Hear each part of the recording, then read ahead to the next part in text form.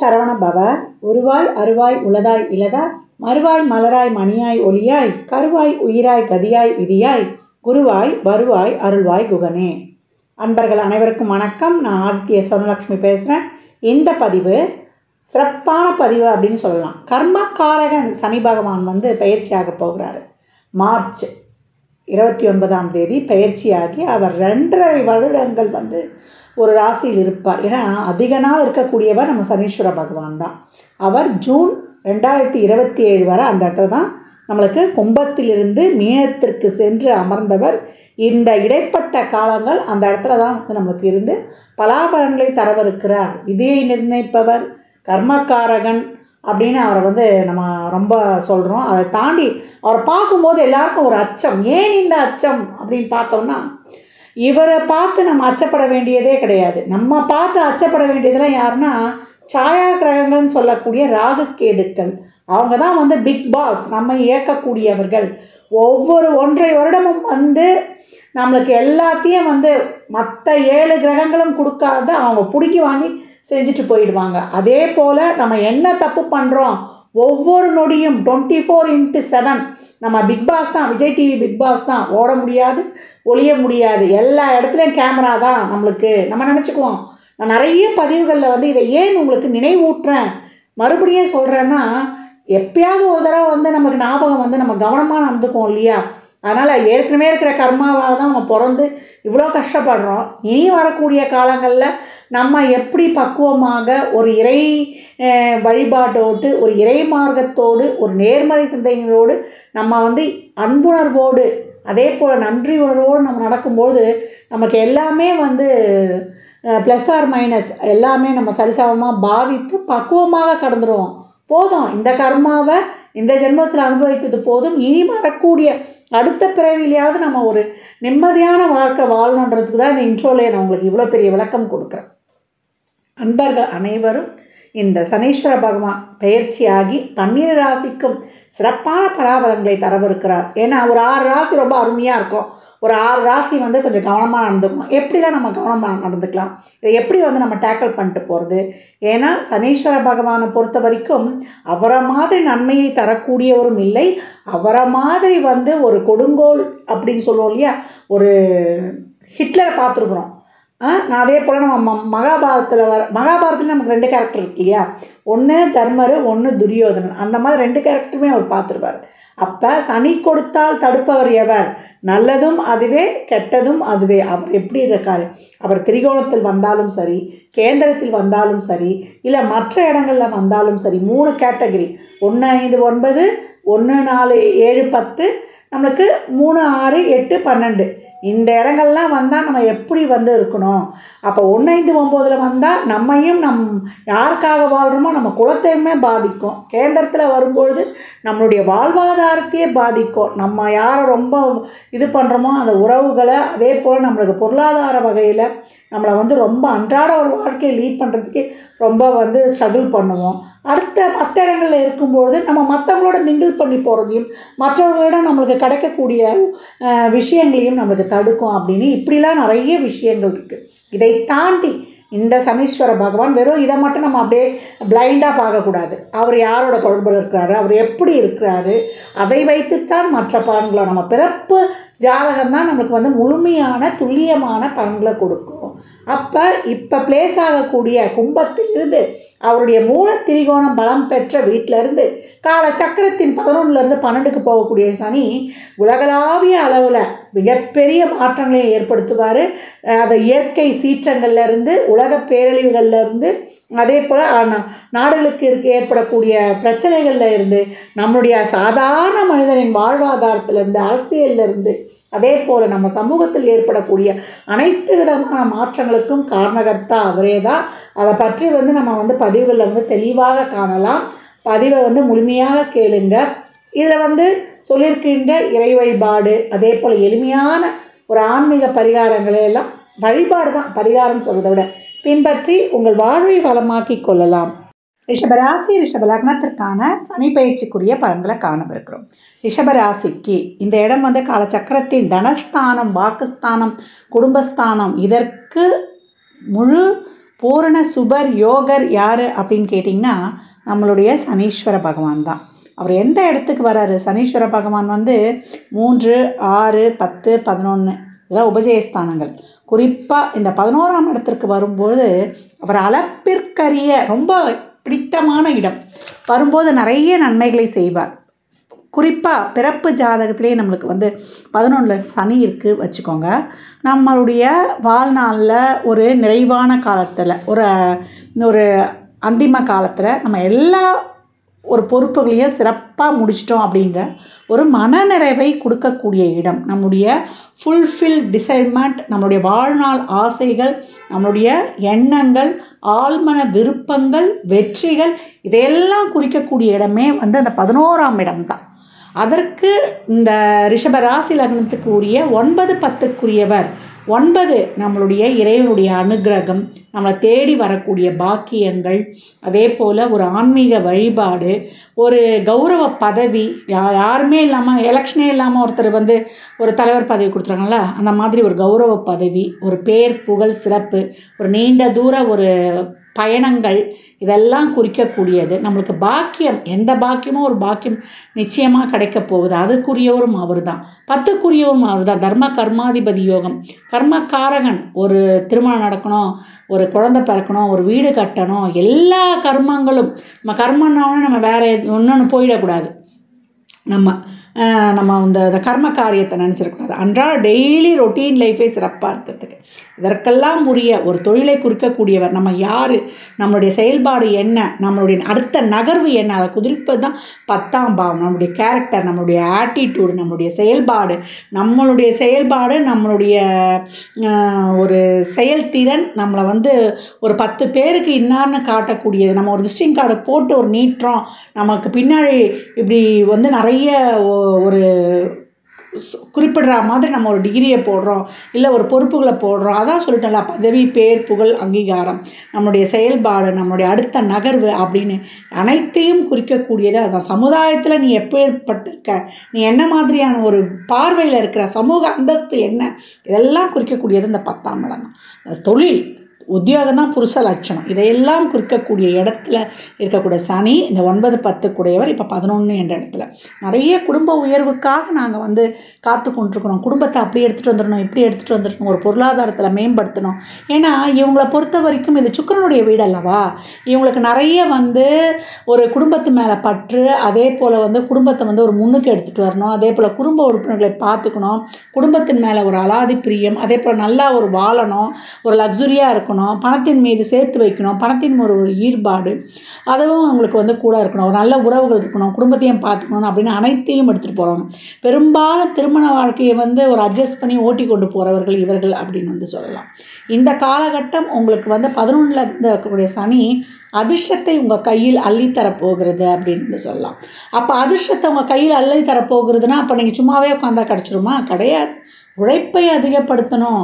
10, 11க்குடையவர், காலச்சக்கரத்தின் 10, 11க்குடையவர் உங்களுக்கு 9, 10க்குடையவராக ஆகிட்டார். அப்போ அந்த பாக்கியமும் உங்களுக்கான ஒரு பெயரும் கிடைக்கணும்னா அயராத உழைப்பு, பொறுமை, நிதானம், தன்னம்பிக்கை, பொறுப்புணர்வு இதோடு செயல்படும் பொழுது உங்களுக்கு சிறப்பான ஒரு அதிர்ஷ்டம் உருவாகும் அப்படின்னு சொல்லலாம். அவருடைய அடுத்த பார்வை 5ஆம் இடத்துல விழுந்துடும். அப்போ இது வரைக்கும் ஒரு புத்திர பாக்கியத்தில் ஒரு ட்ரீட்மெண்ட் பண்ணணும், இல்லை புத்திர பாக்கியம் தடையாக இருக்குது, இல்லை ஒரு புத்திரத்தில் ஒரு பிரச்சனை அப்படின்றதும், இல்லை உங்களுடைய திட்டங்கள் இது வரைக்கும் போட்டு வச்சுருந்தோம், நாங்கள் இப்படி முன்னுக்கு வரணும், நான் ரொம்ப ஒரு அயராது உழைக்கிறவன், நான் இப்படிலாம் ஒரு வடிவமைச்சிருக்கேன், வாழ்க்கையை ஒரு டிசைன் பண்ணியிருக்கேன் அப்படின்றவங்களுக்குலாம் எனக்கு எந்த பாதை போகிறதுன்னு தெரில அப்படின்னு ஒரு கலங்கன நிலையில் இருக்கிற அப்படின்றவங்களுக்குலாம் இப்போ ஒரு தெளிவான பாதை கிடைக்கப்பட்டுடும் அப்படின்னு சொல்லலாம். நல்ல ஒரு புத்தி கூர்மை, உங்களுடைய திட்டங்கள், உங்களுடைய அந்த ஒரு எண்ணங்கள், இந்த செயல்பாடுகள், நீங்கள் அமைத்த வியூகங்கள், உங்களுக்கு செயல்படக்கூடிய திறன், இதெல்லாம் ரொம்ப சிறப்பாக்கி கொடுத்துருவார் அப்படின்னு சொல்லலாம். பூர்வ புண்ணியம், உங்களுடைய புண்ணியத்திற்கான பலன்களை இந்த காலகட்டம் நீங்கள் போகிறீங்க. உங்களுடைய நன்மையும் தீமையும் இப்போ உங்களுக்கு இந்த கிடைக்க போகுது. நம்ம ஒரு வாசகமே இருக்குல்ல, தீதும் நன்றும் பிறர் தரவாரா. அப்போ நம்ம என்ன சேர்த்து வச்சுருக்கோம், அதற்கேற்றார்வாறு பலன்களை அனுபவிக்க போகிறோம்.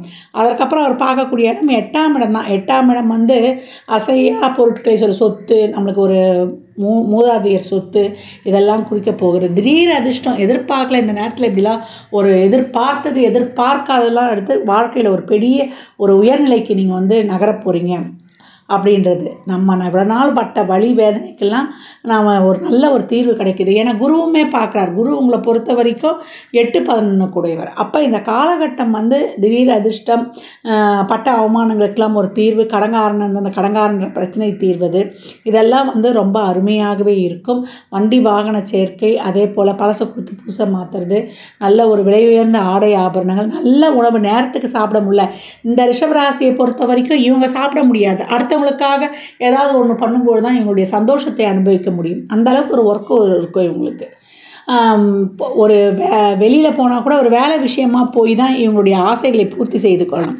அப்பேற்பட்ட சூழலில் இருக்கக்கூடிய ரிஷபராசி லக்னக்காரர்களுக்கு இப்போ வரக்கூடிய சனி உங்களுக்கு அனைத்து வகையிலும் உங்களுக்கு வந்து ஒரு நல்ல ஒரு லாப சனியாக உங்களுக்கு ரொம்ப வந்து ஒரு சிறப்பான நன்மைகளை செய்யவிருக்கிறார். இது வரைக்கும் மறுமணம் செய்கிறவங்களுக்கு தட்டி போய் கொண்டிருக்குன்னா அந்த மறுமணத்தை செய்வது, குழந்தை பாக்கியத்திற்கான ஒரு வைத்தியத்திற்கு ஏற்பாடு பண்ணி கொடுப்பது.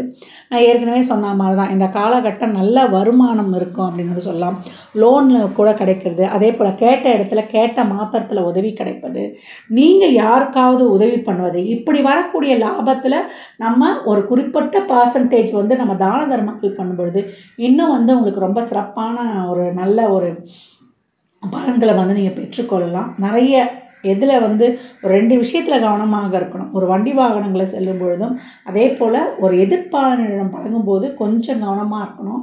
மற்றபடி உங்களுக்கு அனைத்திலையுமே நேர்மையான வழியை வந்து நீங்கள் பிக் பண்ணி போகும்பொழுது ஒரு நிறைய தன வருவாய் வருதுன்னு சொல்லிட்டு நீங்கள் தேவையில்லாத வழிகளில் ஒரு தர்மத்தை மீறி நடந்துடக்கூடாது. அதையே வந்து நீங்கள் அண்டர்லைன் பண்ணிக்கணும். யூக வணிகங்களில் ஒரு பெரிய முதலீடு போடுறதில்ல, நல்ல வந்து தொழிலை விஸ்தாரப்படுத்துறதில்ல, எல்லா வகையிலுமே ஒரு வெளிநாட்டு வேலை வாய்ப்பில், வெளிநாட்டில் ஒரு பிஆர்லேருந்து அது உள்ளூர்லையா வெளியூர்லையான்னு எல்லா இடங்கள்லையும் நீங்கள் கொடிக்கட்டி பறக்குது. உங்களுடைய உற்பத்தி பொருட்களுக்கு ஒரு நல்ல ஒரு சிறந்த விலை கிடைப்பது. அதே போல் நீங்கள் வந்து ஒரு லக்ஸுரி பொருட்களை உற்பத்தி பண்ணுற மாதிரி, இல்லை நீங்கள் ஒரு விவசாயியாக இருந்தால் உங்கள் விவசாயம் சிறப்பது, இல்லை ஒரு 10 பேரை வச்சு தொழில் செய்கிறதா இருந்தாலும் உங்கள் தொழில் ரொம்ப சிறப்பாக இருக்கிறது. மாணவர்களுக்கு வெளிநாட்டு கல்வியிலேருந்து நல்ல ஒரு படிப்பிலேருந்து ஒரு ஆராய்ச்சி கல்வியிலேருந்து இதெல்லாம் சிறப்பாக வருவது, இது அனைத்துமே ரொம்ப அருமையாக இருக்கும் அப்படின்னு வந்து சொல்லிடலாம்.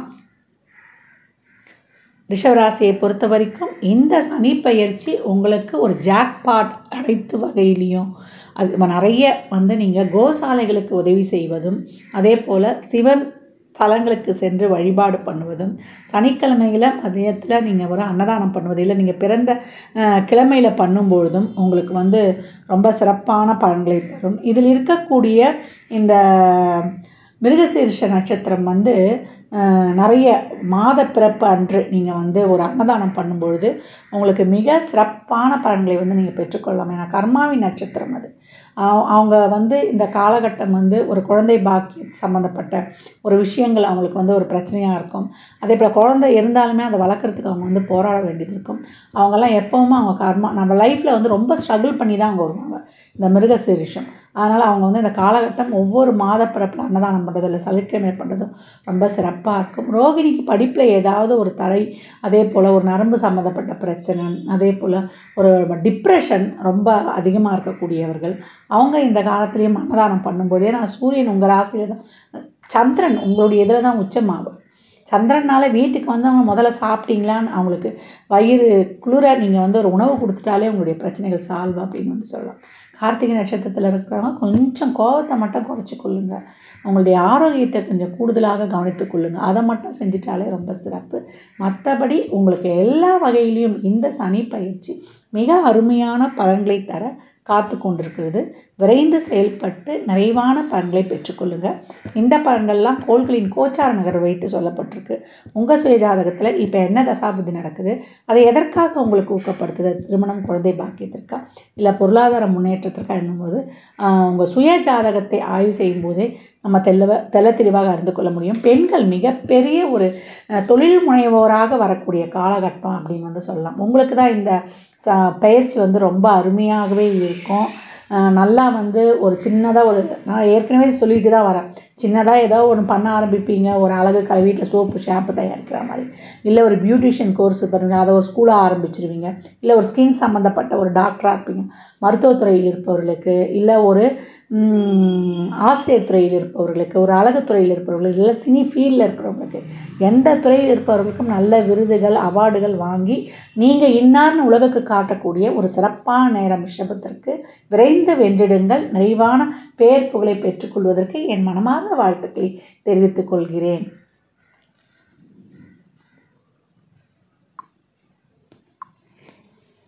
ரிஷபராசி அன்பர்கள் எப்போதும் நீங்கள் பெருமாள் வழிபாடு வைத்துக்கொள்வதோடு இந்த காலகட்டம் சிவ வழிபாடு ரொம்ப செய்வது ரொம்ப சிறப்பு.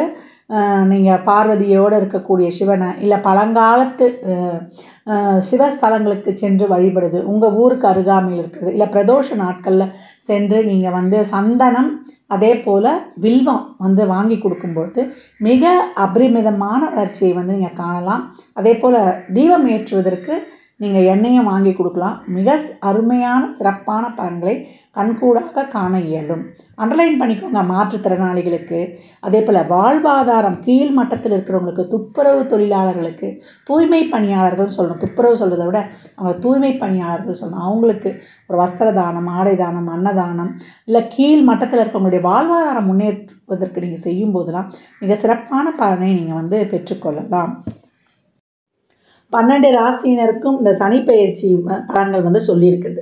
இந்த சனி பெயர்ச்சி பலன்களை எப்படி எடுத்துக்கணும்னா, இப்போ உங்களுக்கு சனி தசாவோ சனி புத்தியோ நடக்குது, இல்லை சனி எந்த ஸ்தானங்களில் உட்காந்துருக்காரு, பெரும்பாலும் 10, 11 அப்படி உட்காந்துருக்காரு, இல்லை 3, 6 ஸ்தானங்களில் உட்காந்துருக்காரு, உங்கள் லக்னம் ராசிக்கு ஒரு சிறப்பான இடத்துல அமர்ந்திருக்காரு அப்படின்னும் போது நீங்கள் கொஞ்சம் பாசிட்டிவாகவே எடுத்துக்கலாம். சனியோட ஒரு சுக்கிரனோ, ஒரு புதனோ, ஒரு குருவோ இருந்தால் உங்களுக்கு அதிக அளவு சாதகமற்ற பலன்கள் நடக்காது. ஒரு ராகு, கேது, சூரியன், செவ்வாய் இவங்க இருந்தாங்கன்னா அவங்க கொஞ்சம் கவனமாக இருக்கணும். இதே ஒரு சனி தசா, ராகு புத்தி, கேது புத்தி, சூரிய புத்தி, சந்திர புத்தி இதெல்லாம் நடக்குது அப்படின்னும் பொழுது, பகைகளோடு இருந்து அவர் தசை நடத்துகிறாரு, அவர் இருக்கக்கூடிய ஸ்தானங்களும் சிறப்பு இல்லைன்னா நீங்கள் ரொம்ப கவனமாக இருக்கணும் அப்படின்னு எடுத்துக்கலாம். இதே ஒரு சுக்கிர தசா, குரு தசா, ஒரு புதன் தசா நடக்குதுன்னா நீங்கள் கொஞ்சம் கடந்து வந்துடலாம் அப்படின்னு சொல்லலாம். எல்லா சூழலில் இருக்கிறவங்களும் இந்த காலகட்டம் ஒரு பிரச்சனையை சந்தித்து தான் நம்ம ஒரு நன்மையும் எதிர்பார்ப்போம். ஒரு லெசன் எடுத்துருவார். ஒரு சனி பகவான் வராருனாலே அந்த பாவத்தை நம்மளை சரி பண்ணி கொடுக்கணும்.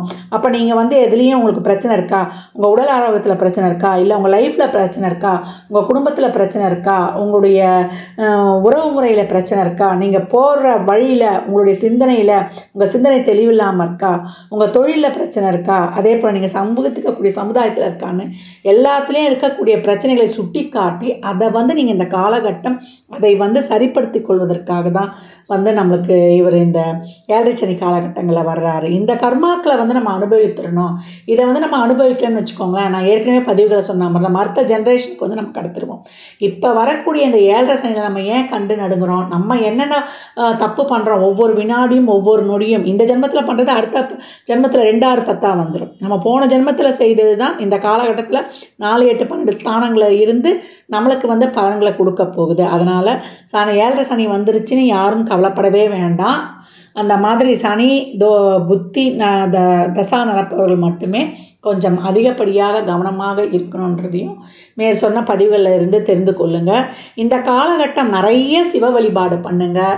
அதே போல் சனீஸ்வர பகவான், புகழ்பெற்ற சனீஸ்வர பகவான்களான திருநள்ளாறு, திருக்கள்ளிக்காடு, குச்சானூருக்கெலாம் சென்று வாங்க. அங்கே போனாலும் வெறும் சனீஸ்வர பகவானை மட்டும் வழிபடக்கூடாது, அங்கே இருக்கக்கூடிய சிவனை வழிபடணும். இந்த காலகட்டம் சிவ வழிபாடு தான் ரொம்ப சிறந்தது. ஆரோக்கிய குறைபாடு இருக்கா, சிவனுக்கு பிரதோஷத்துலேயோ இல்லை அமாவாசையிலேயோ இல்லை அஷ்டமி நாட்களில் பைரவருக்கோ நீங்கள் வந்து விபூதி அபிஷேகம் வாங்கி கொடுப்பது, செல்வ செழிப்புக்கு சந்தனத்தை வாங்கி கொடுப்பது, தோஷங்கள் இருக்குது போகணும் அப்படின்னா பால் வாங்கி கொடுப்பது, அதே போல் நிறைய வந்து உங்களுக்கு அருகம்புல் வாங்கி விநாயகரை வழிபடுவது. விநாயகர் வழிபாடு தொடர்ந்து பண்ணணும். ஏன்னா சித்தி புத்தி, அதாவது சிந்தனையையும் கொடுத்து புத்தியையும் கொடுத்து வெற்றியையும் கொடுத்துருவார். சிந்தனை தெளிவை கொடுத்து நல்ல அறிவை கொடுத்து வெற்றியையும் வந்து அவர் வந்து கொடுத்துருவார் அப்படின்னு வந்து சொல்லலாம். இந்த சனி பயிற்சியில் அடித்தட்டு மக்கள் துப்புரவு பணியாளர்களில் அவங்க தூய்மை பணியாளர்கள், அந்த தூய்மை பணி செய்பவர்களுக்கு உங்களால் இயன்ற அன்னதானங்களை நிறைய செய்யுங்க. மாற்றுத்திறனாளிகளுக்கு நம்மளுக்கு அவங்களுடைய வாழ்வாதாரத்திற்கு நீங்கள் உதவும் பொழுது, அன்னதானம் செய்யும் பொழுது நீங்கள் ஒரு ஃபுல் மீல்ஸும் வாங்கி கொடுக்கலாம். இல்லை சித்திரான்னங்கள் சொல்லக்கூடிய நம்ம வந்து தயிர் சாதம் புளி சாதம் இந்த மாதிரி அன்னதானம் பண்ணும்போது எலுமிச்சங்காய் ஊறுகாவோட கொடுக்கணும். அப்புறம் ஒரு வாட்டர் பாட்டில் தண்ணி மேலே வந்து ஒரு சில்லறை பணம் ஒரு 21 ரூபா 51 ரூபா வைத்து ஒருவருக்காவது முழுமையாக கொடுங்க. ஒரு பெட்ஷீட்டு செருப்பு கொடை அப்படின்னு வைத்து கொடுக்கும் பொழுது சனிக்கிழமை சனி ஓரையிலையோ இல்லை நீங்கள் பிறந்த கிழமைகளிலேயோ இல்லை ஒவ்வொரு மாத பிறப்புகள்லேயோ நீங்கள் வந்து கொடுத்து கொண்டு வரும்பொழுது இந்த காலகட்டம் மிக சிறப்பான பலன்களை வந்து நீங்கள் கண்கூடாக காணலாம்.